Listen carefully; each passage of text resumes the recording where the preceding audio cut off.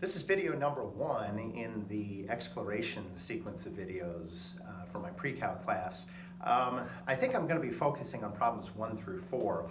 I really want you to try the exploration first, okay? What we would really do, we'd be working on this in groups in class, and we'd do a problem or two, and then we kind of pull together and we talk about it. We'd do another couple problems or two. Chances are not very good that you're going to get all the way through the entire packet and know exactly what I'm talking about, and that's why this video is really important.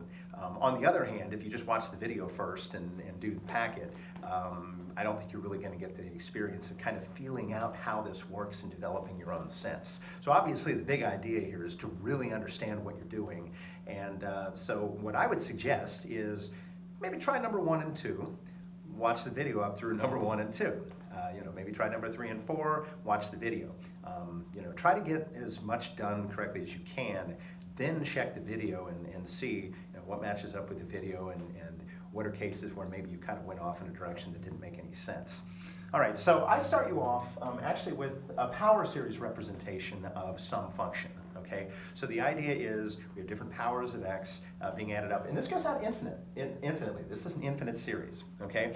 And the first thing it asks you, it notes that this is a geometric series, and we're used to seeing our series with number values, but we're going to be modeling functions, and so we're going to see a lot of these relationships happening with variable values. All right, so it says this represents a geometric series. Why is it a geometric series?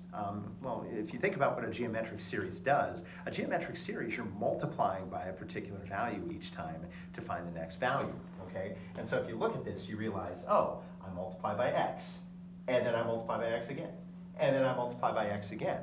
And so this is a geometric series, and the common ratio of this geometric series is x, okay? Just multiply by x each time. So in that sense, shouldn't look too strange. All right, one of the things they ask you to do is to rewrite this series using sigma notation, okay? Most of the series we're going to work with, we're going to use sigma notation. We've already done that with convergence tests, and that's really going to continue to be used from time to time with some of the other things that we're doing. So our common ratio is x here. If you notice here, there's a pattern, okay? For each term, the power raises by 1. Remember when you're working with sigma notation, you've got you're starting out maybe at n equals 1 and you're going to infinity. The video suggests that you start out at n equals 0, okay? You can write it as a series that starts out at 1, but there's a reason this should make a little bit of sense. So if you notice, basically your terms in general are x taken to some power, okay? Notice we've got a first power, second power, third power, and so on. Remember that anything to the 0 power is 1. So if you want to view that as x to the 0 power, that's really what's going on here. And so the reason I think it would be a good idea to start out at n equals 0 is you can have an x to the 0, which represents your constant term, and then you can go from there. So I'm going to start out with n equals 0. N is going to represent the different numbers here. So we have x to the 0 power, which is 1, plus we have x to the first power, okay? Then n becomes 2, and we have x to the second power, and so on, okay? So the n is going to continue to represent individual terms in the series, a 0th term, a first term, second term, third term, and so on. Meanwhile, the x is going to be a variable, okay? Because again, we're going to be representing functions that have usually an x variable as infinite series, okay? So that's what's going on there. By the way, this is referred to as the general term, okay? The nth term. So if I want the 10th term, I can just immediately stick a 10 in there, and it's going to be x to the 10th, for example. So that's the basic idea going on there, okay? So there are a couple of additional follow-up questions here, and so I want to take a look at a couple of those. I believe the next question asks you to write this as a sum, okay? In other words, we have a series sum formula, and we can fit everything into that series sum formula. So remember, to find the sum of a geometric series, you normally take the first term, a sub 1, and you divide by 1 minus the common ratio, okay? That's the sum of infinitely many terms of your series. So what I'd like to do here is I'd like to represent that happening here. My first term is 1, okay? So I'm going to put 1 in place of a sub 1. And my common ratio, instead of being r, my common ratio is x, okay? So I have a function 1 over 1 minus x, okay? And because I haven't filled in x, that's actually a function. I could fill in different values and I can get different terms generated from that. And your book says that, or your activity says that we're going to call this function a big F of x, okay? So we have a function, a lot of times just represented using normal function notation. A lot of times the power series representation, because it's a polynomial, a lot of times the series representation will be represented with a p of x, okay? It's not universal, but it's pretty standard. Anyway, what this is suggesting, this is a rational function. Okay, remember, a rational function is a function that is written in the form of a ratio, written in the form of a fraction, okay? So what this is telling us, for those of you who are looking at this going, so what did we do here? This is saying that if I had the function 1 over 1 minus x, which I would agree is not a real common function, but if I had that function, okay, this function has an asymptote at positive 1. If you graphed it, I think, might be off the screen here, but I think it would be doing something kind of like this. Anyway, it's a pretty complicated function. It turns out that that function could be represented by a polynomial written in this form. And again, an infinite polynomial, okay? But that's the function that we were actually representing, all right? So to kind of put this together here, the function that we're representing is really f of x is equal to 1 over 1 minus x, okay? And that's, in the packet when we're talking about the rational function, that's what they're talking about. Now, the follow-up question for this. This is something I continued to have trouble with even when I was in calculus courses, and as you'll find in college, you'll do a lot more teaching of yourself in college courses because you have no idea what the professor is talking about. So I remember sitting looking at my Calc 2 book, which is where this was focused on, and this will come up at the end of BC Calculus, which is Calc 2. I remember sitting and looking at these things and going, wait a second, you're trying to tell me that this function here, 1 over 1 minus x, is the same thing as this function. That doesn't make any sense, okay?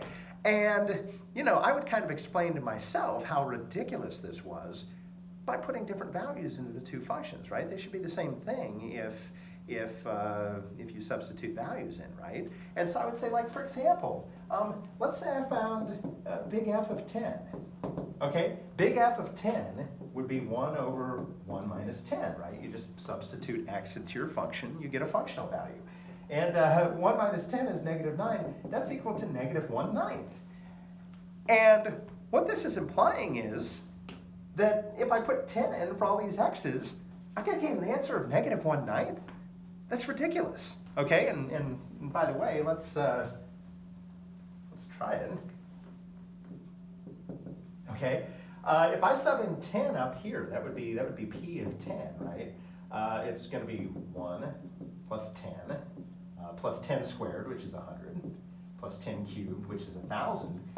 And that pattern's going to end up continuing out infinitely. Guess what? You're adding bigger and bigger and bigger numbers. This is going to diverge. This thing's going to approach infinity if you want to find a sum. And so I thought, my professors are full of garbage. How are they telling me that this thing is the same thing as this? And if you think about it a little bit, hopefully you've figured out what the issue is. These don't always converge, okay?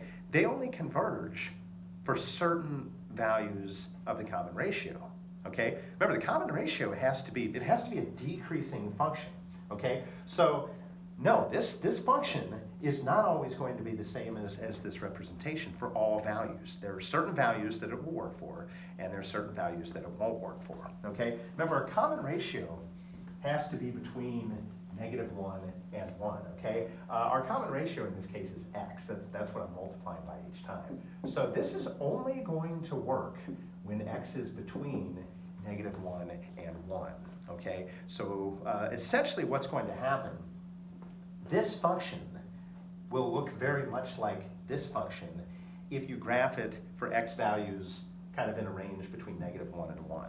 Okay, if you put in 10 or -300 or 27 million or something like that, those two functions have nothing to do with each other. Okay, so again, these representations typically are only going to work for certain ranges of values, certain types of values, and that's something you just kind of have to put in the back of your mind because again, it can kind of throw you off if you kind of psych yourself out when you're doing this. So just to verify here, let's do something more standard.